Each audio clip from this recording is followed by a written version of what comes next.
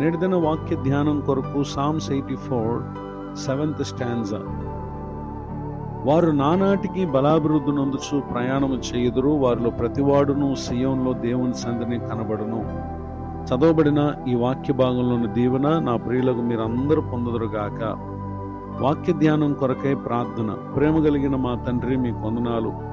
నేడు చదవబడిన ఈ వాక్య భాగం ద్వారా మాతో మాట్లాడి మమ్మలను బలపరచమని యేసు క్రీస్తు నామములో ప్రార్థిస్తున్నాను తండ్రి, ఆమేన్.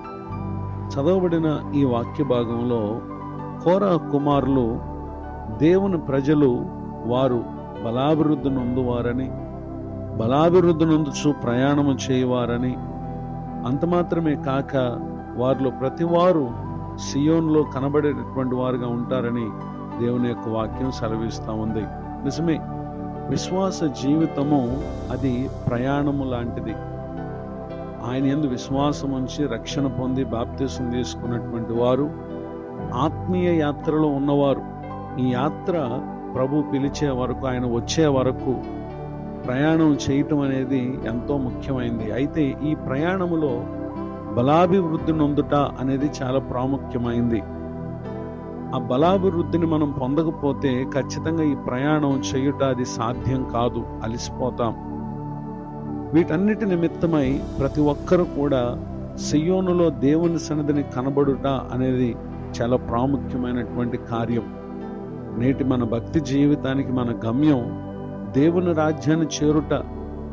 దాని కొరకే మనం విశ్వసించాం, దాని కొరకే మనం జీవించవలసినటువంటి వారమై ఉన్నాం. ఈ లోకయాత్ర అనంతరం నిత్య నరకాగ్నికి అనగా అపవాది కొరకు నియమింపబడిన చోటికి వెళ్లకుండా దానిని మనం తప్పించుకోవాలని, దాని నుండి మనం తప్పించడానికి పరలోక మహిమను విడిచిపెట్టి యేసు క్రీస్తు ప్రభువారు ఈ లోకానికి వచ్చారు.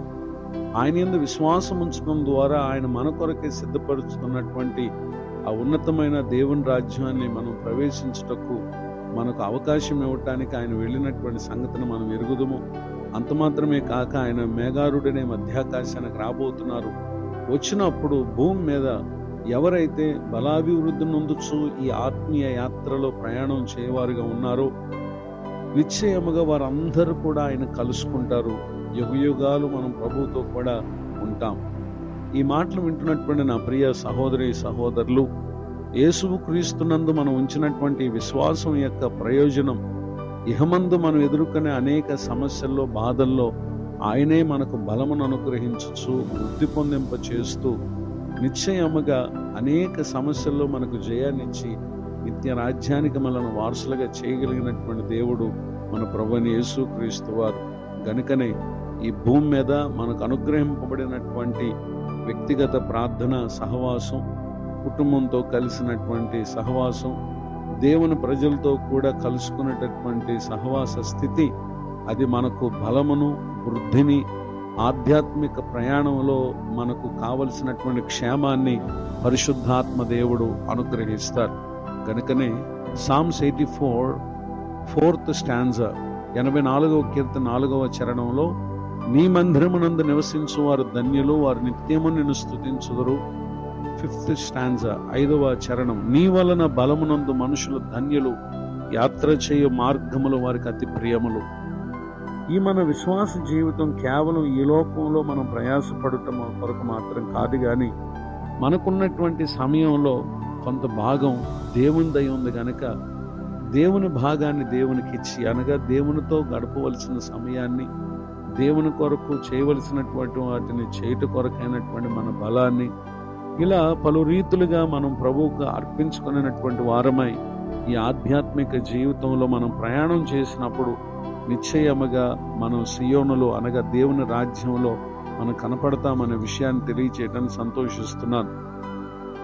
నాడు ఇశ్రాయేలు ప్రజలు ఐగుప్తు దేశం నుండి కనాను దేశానికి వారు చేస్తున్నటువంటి వారి ప్రయాణం నేటి మన ఆధ్యాత్మిక జీవితంలో మనం నేర్చుకోవలసినటువంటి అనేక పాఠాలను మనకు తెలియపరుస్తూ ఉంది. Hebrews chapter 3 words 18 and 19. హెబ్రీయులకు రాసినటువంటి పత్రిక 3వ అధ్యాయము 18-19 వచనాలు. తన విశ్రాంతిలో ప్రవేశింపరని ఎవరిని గూర్చి ప్రమాణం చేశాను? అవిధేయులైన వారిని గూర్చే కదా. కాగా అవిశ్వాసం చేతనే వారు ప్రవేశింపలేకపోయిరని గ్రహించుచున్నాం. చదవబడినటువంటి ఈ వాక్య భాగంలో నాటి వారి ప్రయాణంలో కొందరు అవిధేయులైన కారణం వారు తమ అవిశ్వాసం చేత ప్రవేశించాల్సిన కనానునకు ప్రవేశించలేకపోయారు. ప్రభు వలన వచ్చు బలమును వృద్ధిని వారు ఇహమందు పొందుటలో నిర్లక్ష్యం చేసి ఐగుప్తును ఆశ్రయించాలి అనేటటువంటి ఆలోచనతోనే వారు ఉన్నారు. నేటి సంఘము కూడా దేవుడు అనుగ్రహించినటువంటి బలమును పొందుటకు బదులు లోక సంబంధమైన పలు ఆకర్షణలకు లోబడి దేవుణ్ణి ఎంతో అశ్రద్ధ చేస్తున్నారు. దేవుని సన్నిధిని కూడా ఎంతో అశ్రద్ధ చేస్తున్నారు.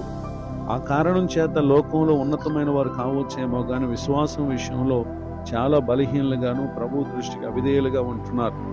ఈ మన ప్రయాణం మనం దేవుని రాజ్యాన్ని చేరాలి అనే విషయాన్ని మర్చిపోకుండా ఇహలోక సంపద పలు విషయాల పట్ల ఆసక్తిని బట్టి ప్రభువుని ఎంతమాత్రం కూడా అశ్రద్ధ చేయక విశ్వాసమందు మనం బలవంతులమై దేవునికి అన్ని విషయాలు విధేయులమై జీవిస్తేనే మనం ప్రతి వారు సియోనులో కనబడతారు. గనుక ఆ సియోనులో అనగా దేవుని రాజ్యంలో కనబడుట కొరకై ఇహమందు దేవుని మందిరంలో కనబడువారుగా ఉందాం.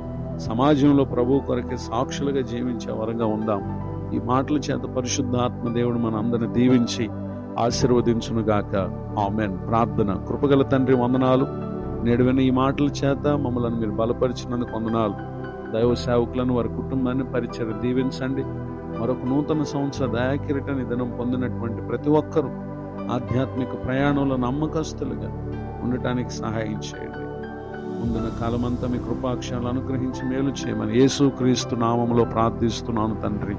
ఆమేన్. తండ్రి, కుమార, పరిశుద్ధాత్మ దేవుడితో నడిపించునుగాక.